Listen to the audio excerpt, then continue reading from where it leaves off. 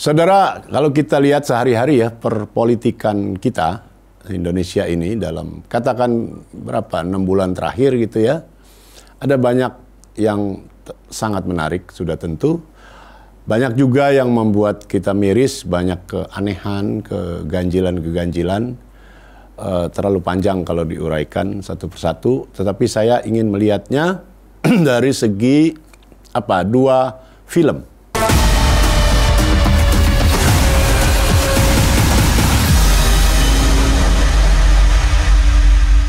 Yang pertama, film All the King's Men.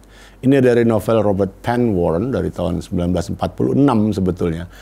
Tapi lihat, karya yang baik itu memang selalu relevan. Jadi dia sudah hampir 80 tahun ya novelnya.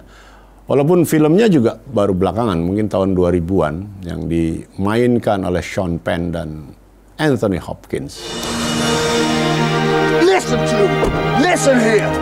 If you don't vote, you don't matter. And then you're just ignorant as them in the city say you are. Why they steal every last nickel out your pocket? Yang kedua, film All the President's Men. Sudah jelas ini judul yang juga pasti meniru All the King's Men. Ini film tentang skandal Watergate di Amerika yang main Robert Redford dan Dustin Hoffman, masing-masing menjadi Bob Woodward dan Carl Bernstein. All the President's Men, the story of the two young reporters who cracked the Watergate conspiracy. White House. Howard Hunt, please. He might be at Mr. Colson's office. Who's Charles Colson? Did you know...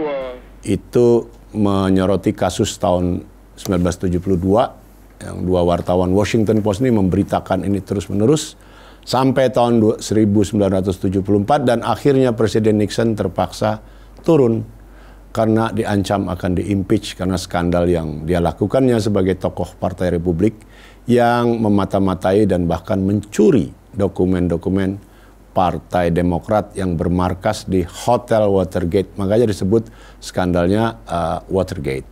Yang pertama dulu ya, All the King's Men. Ini cerita tentang seorang guru yang baik, guru SMA di negara bagian namanya Louisiana di Amerika. Guru yang baik gitu ya, nolong orang dan sebagainya, sehingga warga pelan-pelan bersimpati, senang sama dia. Oh, kira-kira warga bilang orang kayak gini, jujur, baik, suka nolong, ini bagus sekali kalau dijadikan pemimpin kita gitu. Oke, lalu dia terpilih jadi semacam bendahara kelurahannya gitu, atau kecamatannya di Louisiana itu.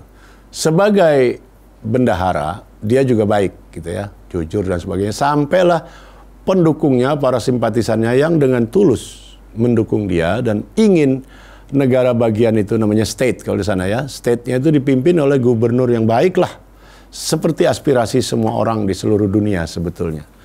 Mulailah si orang ini namanya Willie Stark dikampanyekan tanpa uang, tanpa apa, sama sekali bukan orang kaya. Dia guru SMA saja. Lalu terpilih jadi gubernur Louisiana. Nah, setelah terpilih jadi gubernur, mulailah penyakit-penyakit yang melekat pada kekuasaan terjadi juga pada tokoh Willie Stark ini.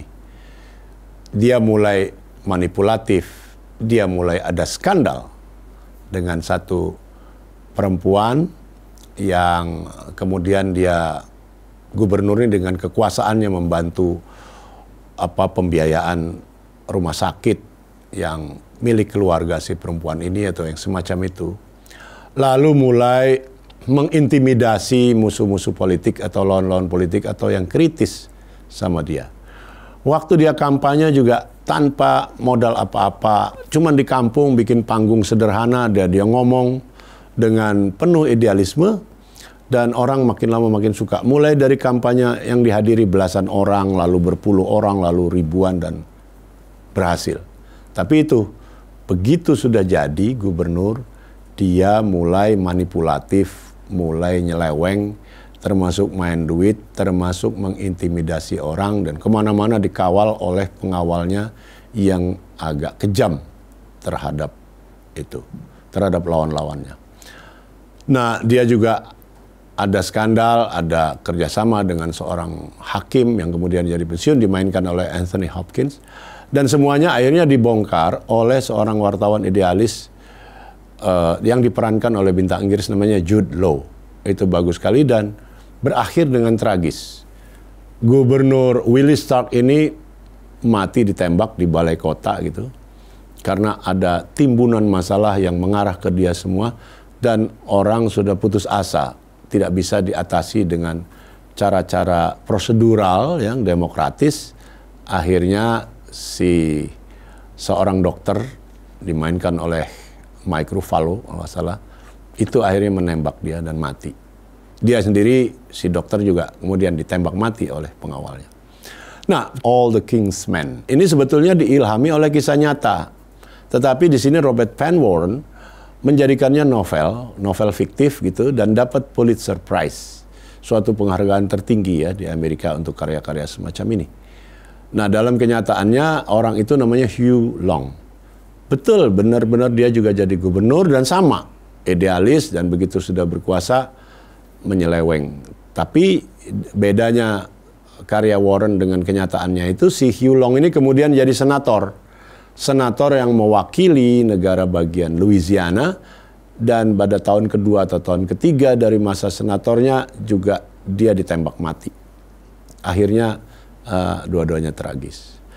Nah, yang kedua, All the President's Men ini berasal dari laporan Following Stories ya, laporan jurnalistik yang selama 2 tahun penuh muncul di halaman 1 The Washington Post, yaitu tentang pencurian atau skandal yang dilakukan oleh Partai Republik, dalam hal ini oleh Presiden Nixon yang berasal dari Partai Republik, memata-matai dan membobol kantor pusat Partai Demokrat di Hotel Watergate. All the President's Men juga menceritakan tentang manipulatifnya kekuasaannya. Seorang presiden dengan kekuasaan yang begitu besar di tangan dia, lalu mulai main ekstra legal, ekstra demokrasi. Jadi dia pengen nyolong dokumen-dokumen partai lawannya, dalam hal ini Partai Demokrat, untuk melihat kelemahan-kelemahannya gitu. Dan ujung-ujungnya supaya terjamin dia terpilih lagi gitu untuk presiden yang kedua. Namanya Presiden Richard Nixon. Setelah di-impeach, dia turun diganti oleh wakilnya Gerald Ford, dan Nixon menarik diri dari masyarakat. Berpuluh tahun kemudian baru muncul lagi dalam sebuah wawancara eksklusif oleh sebuah wartawan dan difilmkan juga. Frost Nixon judulnya.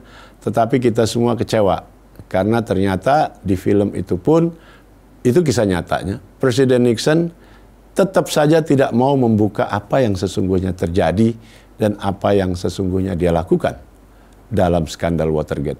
Nah, apa yang bisa kita tarik pelajaran dari 2 film ini atau 2 cerita ini? Yang satu fiksi, tetapi atas dasar true story gitu ya, kisah nyata. Yang satunya memang karya non-fiksi. Relevansinya apa dengan kita? Dan saya kira Anda bisa lihat sendiri bagaimana kira-kira tokoh-tokoh seperti Willie Stark di film All the King's Men itu juga kita lihat muncul nih di Indonesia. Baik di level nasional maupun di level daerah. Ya, yang paling jelas itu kita bisa ambil contoh Nurdin Bantaeng. Dia ini dulu dia lulusan Jepang, ilmuwan gitu. Orang baik saja, tinggal di Kabupaten Bantaeng di di Sulawesi Selatan. Karena dia baik, orang-orang persis seperti Willie Stark di Louisiana di film All the King's Men itu. Lalu dia benar-benar tanpa modal, tanpa apa gitu, benar-benar yang dia jual adalah kebaikannya. Terpilih 2 kali sebagai bupati, dan kabarnya saya belum pernah lihat sendiri, kabupaten itu berubah besar sekali di bawah kepemimpinan dia. Jadi dia sebagai bupati menjalankan itu dengan sangat baik, jabatan kebupatiannya, sampai katanya orang-orang yang tahu Bantaeng sebelum dia dan setelah dia pangling karena begitu banyak perubahan yang baik yang terjadi di kabupaten itu. Nah, habis itu dia ke langkah logisnya sebagai karir politik ke gubernur Sulawesi Selatan. baru terpilih mungkin nggak sampai setahun ya. Pokoknya sebentar sekali setelah dia terpilih dari gubernur, terungkap skandalnya, skandal keuangan, sangat disayangkan. Nah, kita bisa lihat saya kira banyak lagi ya. Kalau nggak salah udah di atas 100 kan para bupati yang ditahan oleh KPK dan sebagian besar saya kira masih mendekam di dalam penjara sampai sekarang. Nah, kenapa mereka itu dulu terpilih? Ya kurang lebih sebetulnya ceritanya seperti Willie Stark di Louisiana. Ya, tentu orang nggak akan milih dia kalau orang tidak melihat dia baik, dia capable gitu ya, dia jujur dan sebagainya, reputasinya baik. Walaupun tentu kita tahu ada 1-2 yang ijazahnya palsu dan sebagainya, sebagian berkasus ya. Tapi secara umum para pemimpin daerah itu juga terpilih karena kualitas personalnya yang hebat, yang baik, yang jujur, penuh integritas dan sebagainya. Tapi begitu pegang kekuasaan, rupanya kekuasaan ini menyimpan kutukannya sendiri dengan berbagai fasilitas yang sangat empuk dan menyenangkan, dengan wewenang yang begitu besar, sehingga mudah sekali membuat orang menyeleweng. Jadi orang secara pribadi bisa baik, ayah yang baik, suami yang baik, rajin umroh dan sebagainya, nyumbang kegiatan agama dan sebagainya, kegiatan sosial sebagai pribadi. Tapi begitu dia masuk sebagai penguasa, logika yang berputar adalah logika kekuasaan, logika politik, logika persaingan dengan lawan-lawan politik, dan di situ ditambah lagi dengan hasrat-hasrat terdalamnya sebetulnya yang selama ini diredam mungkin ya, muncul karena bisa teraktualisasi karena dia punya kekuasaan. Saya kira ya, dan ya seperti kata orang bijaksana, pelajaran bisa didapat dari mana saja sumbernya, bukan hanya dari kebaikan, tapi juga dari keburukan. Dan kalau sekali lagi, kalau Anda lihat misalnya kitab-kitab suci, isinya juga bukan cerita baik saja kitab suci itu. Banyak sekali cerita buruk, maksudnya supaya dijadikan contoh. Jangan ditiru atau jangan diulangi. Begitu, saya tunggu komentar Anda juga. Boleh Anda nggak setuju. Saya Hamid Basyaib, terima kasih sudah menonton tayangan ini.